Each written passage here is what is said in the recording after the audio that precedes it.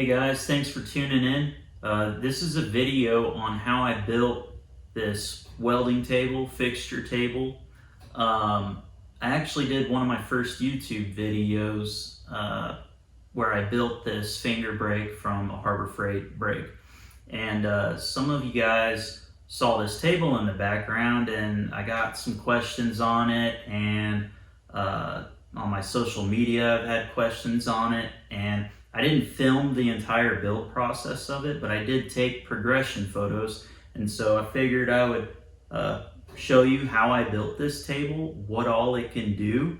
I think it's the best bang for the buck as far as building something goes. I think I've got around 500 in material for it. Now, for some of you, maybe that's a little too much money to spend on a table, but if you're fabricating and you're working with jigs and fixtures and you want something that is strong, has the adjustability that this has, and for something this size, this is 3 foot by 6 foot, it's pretty hard to beat. Anything that is close to this as far as top thickness and this size, you're spending thousands of dollars on it. And so it's not the easiest build. There's much easier ways to do it, but anybody could build this thing because, I actually had to plan it out and make it easier on myself since I'm in a wheelchair.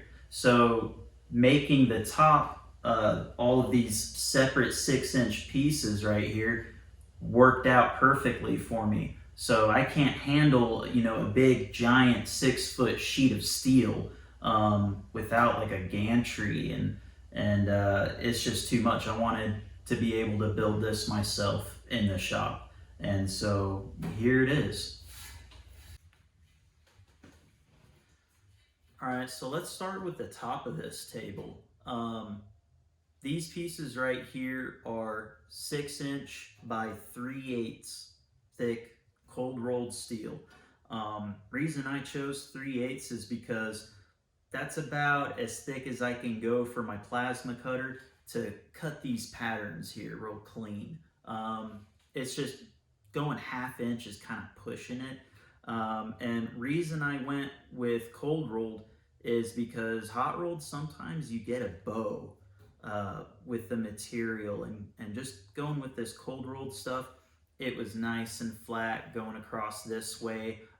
There's a little bit of a bow with the pieces going that way, but the way that I put this together, you can take that bow out and it's fully adjustable because you've got 3 sections of C-channel going across, one here, one in the middle, one on the other end. And each piece up here has 2 bolts on each end, 2 bolts on the center, so you can adjust this plate going sideways, going like this, and if it's got a bow in it, you can bring it down or push it up with the 2 bolts in the middle. So you've got a lot of adjustability with it. And just to give you guys an idea of how flat it is, this is just cheap straight edge right here, but going across here, it's flat. You make it as flat as you can as far as adjustability goes. So you could step these up, you could go to 1/2 inch or however thick you want to go. I just did 3/8 for the plasma cutter. Now, some of you may have seen this design for these holes right here, this pattern. This is a design originally from Six Monkeys Garage, I believe. And it's essentially just a square with a plus sign around it.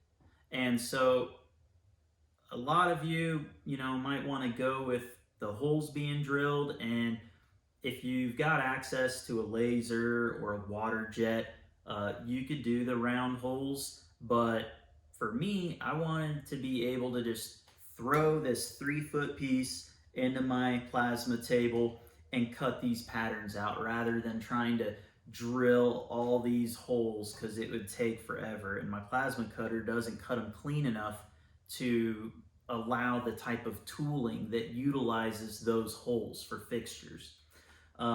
So with this pattern right here, I just drew my own and stepped it up in size a little bit with a couple sample pieces I had laying around. And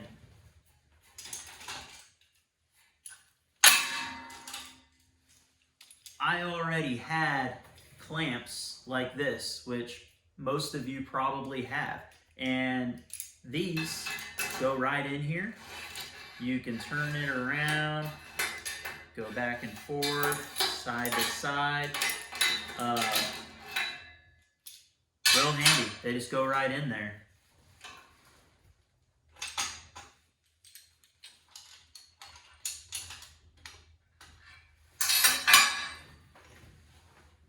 Might also have some of these, you know, same thing. These go right in here.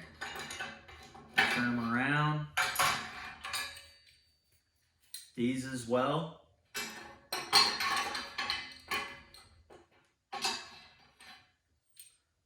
So it's versatile, and you can really use all the clamps that you already have for this.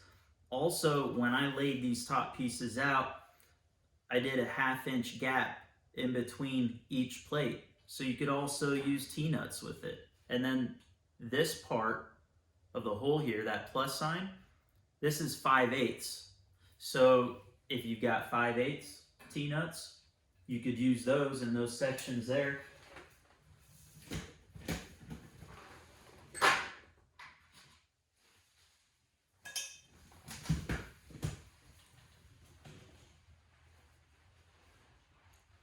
So this way, you can use your Z blocks or whatever you want from your mill if you're setting up on something. Pretty nice.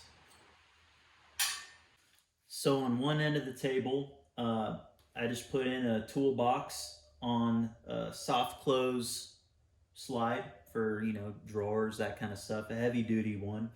And I just wanted something to be able to put my gas cups and all my consumables into. And so you can put whatever you want in here. It comes out.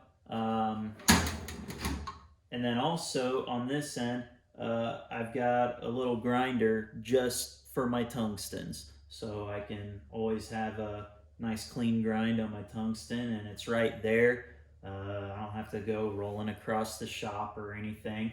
And then on this leg right here, I just put in a power strip. So, you know, I can power the grinder, I can have a USB cable in there for, you know, charging my phone or whatever. So it's just nice to have some outlets on there. And, you know, you can get these heavy duty ones at Harbor Freight.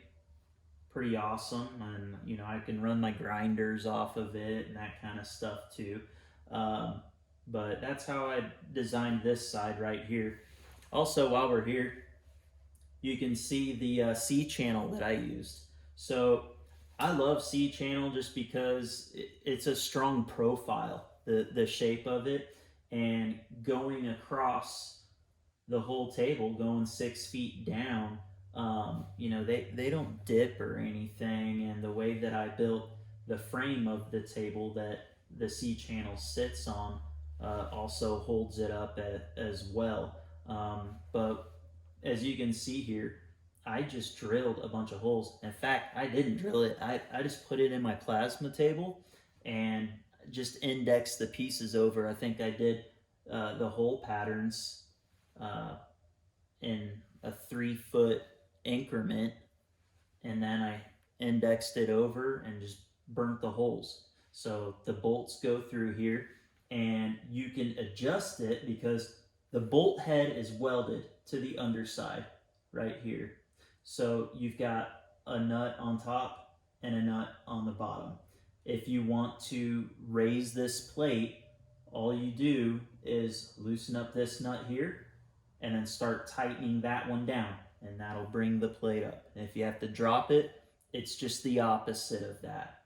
So I really like the adjustability of it. I got this thing, really flat, and also, you know, if your neighbor Joe Billy Jim Bob brings a 200-pound gearbox over and just decides to slam it on the table, um, hopefully these pieces won't really bend. But I've had a table where it was just one 2 foot by 4 foot sheet, 3/16 steel, and someone did that, put a big heavy piece on there and kind of slammed it down, and it put a divot in it. I mean, you know, real nice, right? These pieces, God forbid, if anything happens to them, you can just replace it. Just replace the one section that got messed up or whatever. So, that's another really nice thing about this. For moving, if you're moving shops or whatever, I mean, with these plates on, it is heavy. So you could remove them, take them off, and then it would be easier to load this table up on a trailer. Whereas, most machine shops or fab shops, when you got heavy equipment and you got to move it, that could be a really big deal, needing a forklift and a trailer to move something. So, I like having it uh, adjustable enough to where you can actually disassemble it. It's just nice.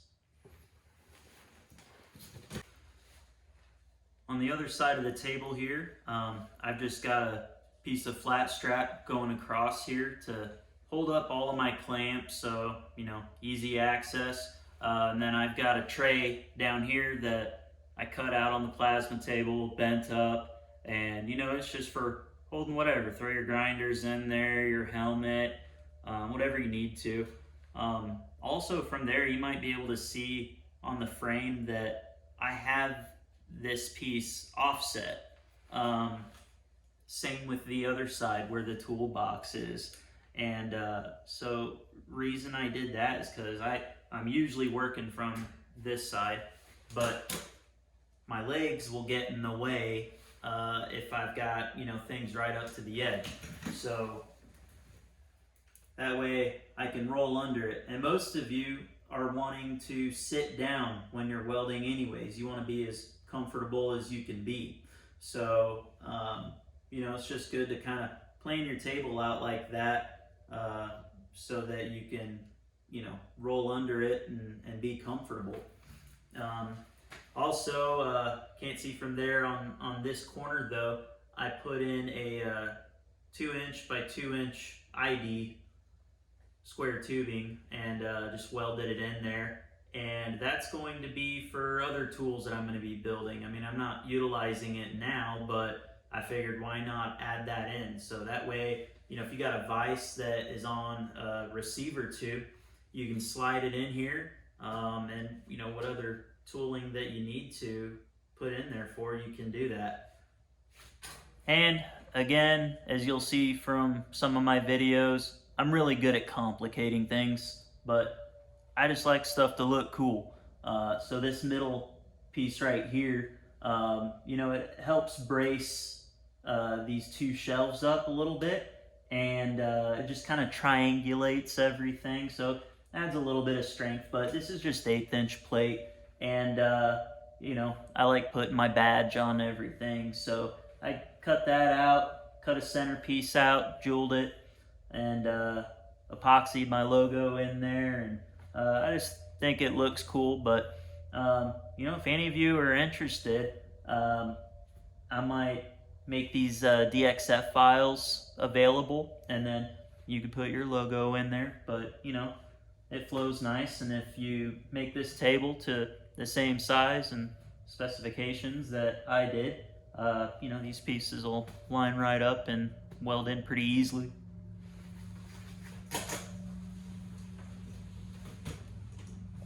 Alright, so before I show anything getting welded up, cut apart, figured I'd try and make a quick drawing. This frame, which is the 2-inch by 2-inch square tubing, I just made it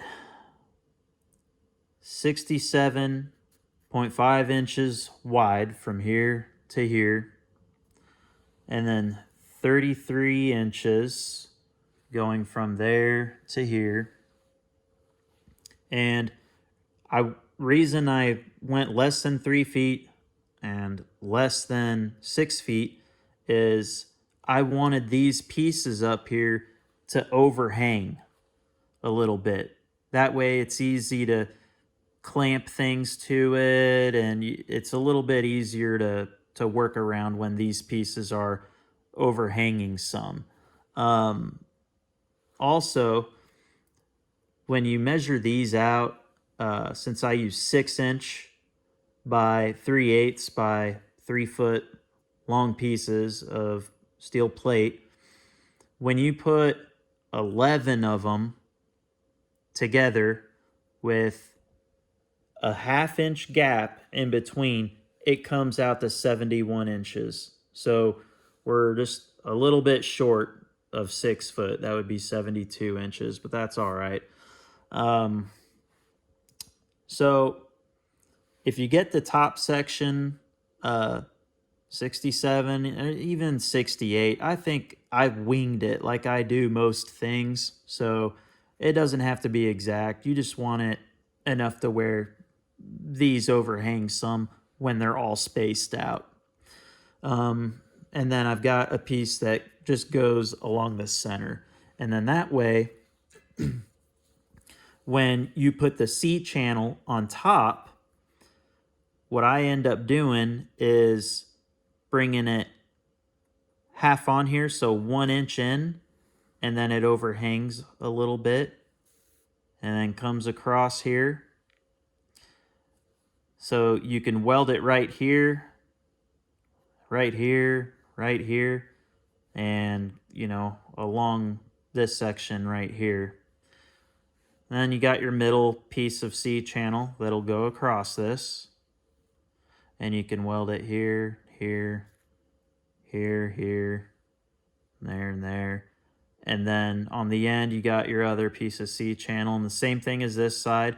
I go 1 inch in. That way you're resting on this tube right here a little bit. And then you're resting on this tube and that tube and this one going across.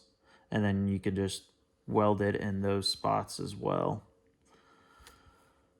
And then I made the legs 23.5 inches long, plus 5 inches for the caster. That way, you know, my legs can roll under it real nice, and, you know, it's at the right height. I like this height, which is another couple inches above that. So remember, guys, when you're putting these plates on here, you're using bolts, so there's going to be some space between the top of your frame and the actual top plates themselves. So when you plan this out, figure out what a nice, comfortable height is that you want it to be, and then put into account your caster height, then your legs, and then how high these plates are going to be, which is you know, almost 2 inches in my case. So yeah, just make sure that you got that. All right, guys, so I got a side drawing of this now. And so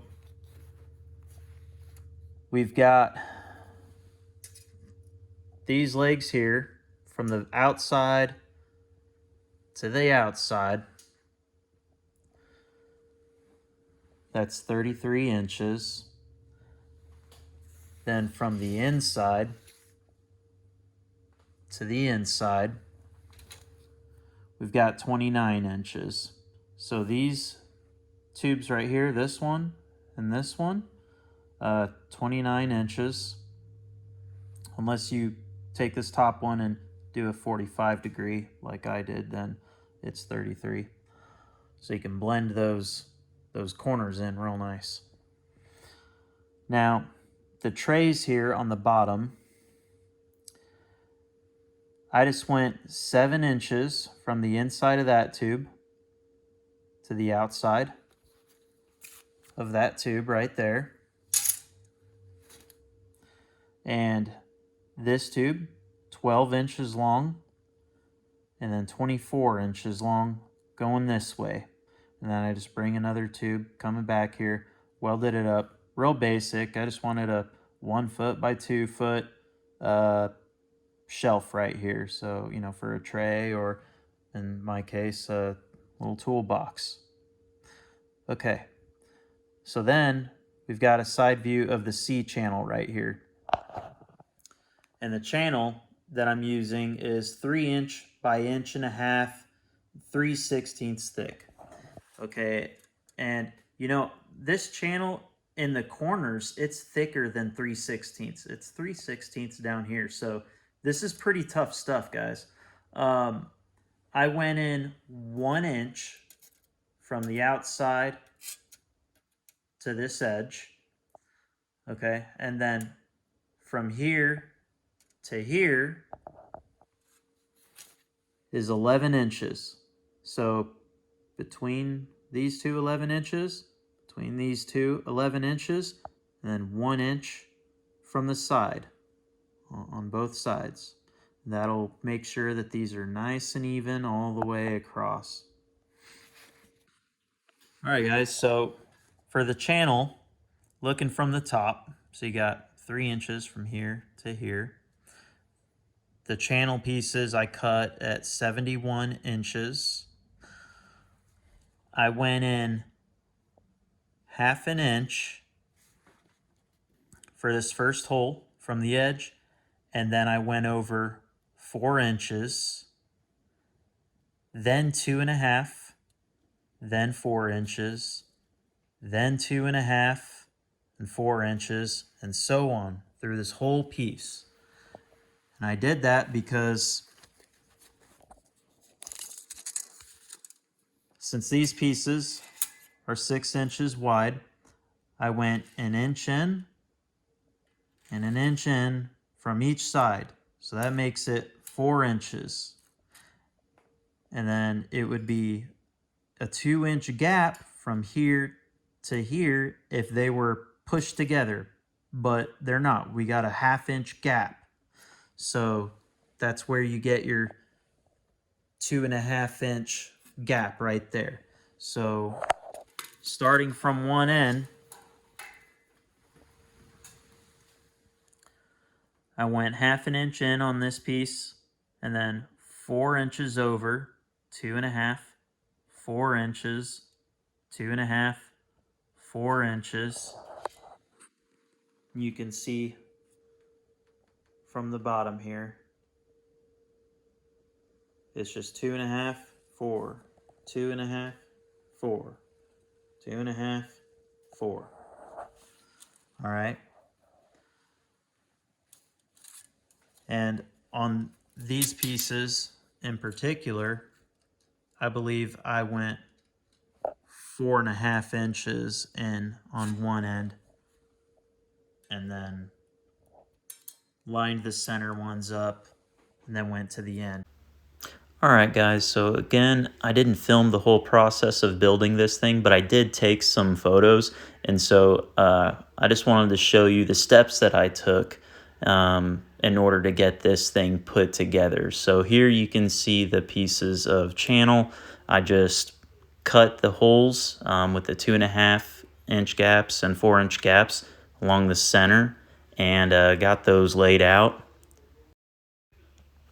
Okay, and so after that, I built the whole top section of the table, the frame that the channel lays over. And then what I did is I went ahead and welded that channel up to the whole top frame section that I put together. And then I put all of the bolts and the nuts together through the holes of the channel. And so at that point, we've got basically the whole top section of the table put together and ready to lay down. All right, now at this point, what I did is I took those slats that I cut out on the plasma table and I laid them all out flat just on the ground and got them all squared up with the 1/2 inch gap in between each one. And then after that, I just laid that whole top section of the table that's now welded together with the bolts on it, just lay it on there upside down, squared up as even as you can, and then at that point all you got to do is weld the heads of those bolts to those slats, and then that way everything's lined up perfect just the way you need it. You can unscrew the nuts and then take that whole top section of the table off, and the bolts are there ready for you to finish welding. After that, I cut the legs and the base plates for the casters to bolt to, and then those are ready to weld up to the rest of the frame. Now at that point, you've got the frame of the table done, except for the shelves and the center gussets. You could add those if you want, or you could keep it simple like this. And then you just take those top slats and put them in the holes through the channel. And at that point, it's just a matter of getting the height and angles on them adjusted to as flat as you need them. And then it's ready to go. Hey, before I end this video, I just want to thank everybody who subscribed to my first video with the pan brake build. If you haven't seen it, go check it out. It's an awesome little machine for what it is and what I have in it. I didn't expect to get, so many views on it, and I've gotten a lot of interest in some other things, so I'm going to be bringing a lot more tools and equipment your guys' way. Also, you can follow me on social media at Forward Motion Robotics for Facebook and Instagram. A lot of the things that I'm going to be putting up on YouTube is going to be machines and equipment. A lot of it I've never seen before, so it's all, pretty new stuff. Maybe useful for you guys, maybe not. And other things that I'm working on, I'm going to be bringing your way. Like these low tracks, a flamethrower, some fun stuff like that. I'm thinking about making a Patreon.